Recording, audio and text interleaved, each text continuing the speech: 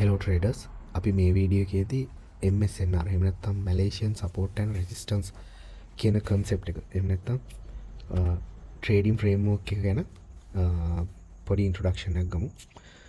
එතකොට MSNR කියන්නේ price action base trading framework එකක්. ඒතර මේකේ හිස්ටරි එක එහෙම නැත්නම් ස්ටාර්ට් උනේ කොහොමද කියලා කියනවනම් මේක ට්‍රේඩින් චාර්ට් ඇනලිසිස් කමියුනිටි එහෙම නැත්නම් ස්පෙෂලි මැලේසියා ඉන්ඩොනේෂියා and සිංගප්පූර් වගේ රටවල්වලදී ප්‍රචලිත වෙච්ච කන්සෙප්ට් එකක්. ඒ ආශ්‍රිත රටවල්වලදී හැදුණා කියලා තමයි කියන්නේ.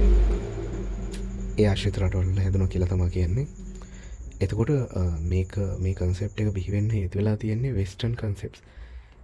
ICT එහෙම නැත්නම් ස්මාර්ට් මනි කන්සෙප්ට්ස් වගේ දේවල් සිම්ප්ලිෆයි කරන්න සහ මේ පවර්ෆුල් සහ සිම්ප්ලිෆයි කරන අරමුණින් තමයි මේ MSNR වගේ කන්සෙප්ට්ස් බිහි වෙලා තියෙන්නේ. මේවා පසු කාලීනව ටෙලිග්‍රෑම් ෆෝරම්ස් YouTube වගේ මීඩියා වල ප්‍රචලිත වෙලා 2015 18 අතර කාලවල වල ඉඳලා මේ දක්වා ඇවිල්ලා තියෙනවා.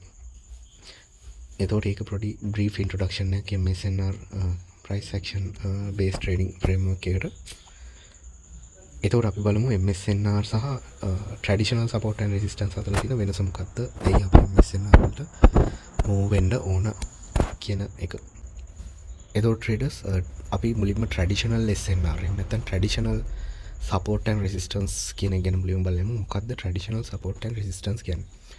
traditional support and resistance කියන්නේ අපි ගොඩක් වෙලාදී traditional support and resistance වලදී මාක් කරන්නේ zone එකක්. එහෙම නැත්නම් range එකක් තමයි. support and resistance වලදී අපි ranges එහෙම නැත්නම් zone එකක් තමයි මාක් කරන්නේ. support zone එකක් විදිහට bounce වෙච්ච වැඩි වතාවක් කීප වතාවක් bounce වෙච්ච zone එකක්. එහෙම නැත්නම් range එකක් තමයි අපි traditional support විදිහට සහ resistance විදිහට භාවිතා කරන්නේ. එතකොට traditional support zone එකකදී අපි candle එක opening closing prices සහ wicks ඇතුළු සම්පූර්ණ range එකම මාක් කරනවා support zone එකක් විදිහට. එතකොට MSNR වලදී ඒක වෙන්නේ එහෙම නෙමෙයි, ටිකක් වෙනස් විදිහකට.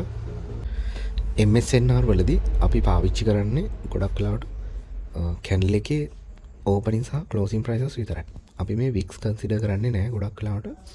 සහ මේ Japanese candlestick chart එක කියන්නේ ඔයාලට මේ පේන candlestick chart එක නෙමෙයි MSNR වලදී ගොඩක් වෙලාවට use කරන්නේ මේ line chart එක තමයි use කරන්නේ. ඒතර මේ line chart එකේදී ඔයාලට පුළුවන් වෙන්නේ candle එක opening සහ closing prices විතරයි බලා ගන්න. මොකද මේ wicks මේකේ print වෙන්නේ නැහැ. opening සහ closing prices වල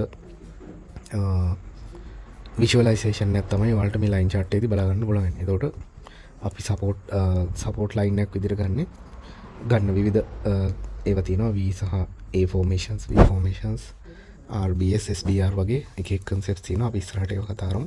එතකොට traditional support and resistance සහ MSNR අතර වෙනස කතා කරොත් අපි zone නෙමෙයි මාක් කරන්නේ MSNR වලදී line එකකින් තමයි අපි support level එකක් හරි resistance level එකක් හරි මාක් කරන්නේ. එතකොට ඔයාලට එකකින් වෙන වාසිය තමයි ඔයාලට ඔයාලගේ entries සෑහෙන refine කරගන්න පුළුවන්. stop loss එක සෑහෙන අඩු කරගන්න පුළුවන්. ඒ වගේම ඔයාලගේ RR එක වැඩි කරගන්න පුළුවන්. win rate එක සහ RR එක වැඩි කරගන්න පුළුවන්. හරි traders මම හිතනවා ඔයාලට MSNR ගැන brief idea එකක් එන්න ඇති කියලා. අපි මේ MSNR වල තියෙන concepts එකින් එක කතා කරන්න ගමු මේ video series එකේදී.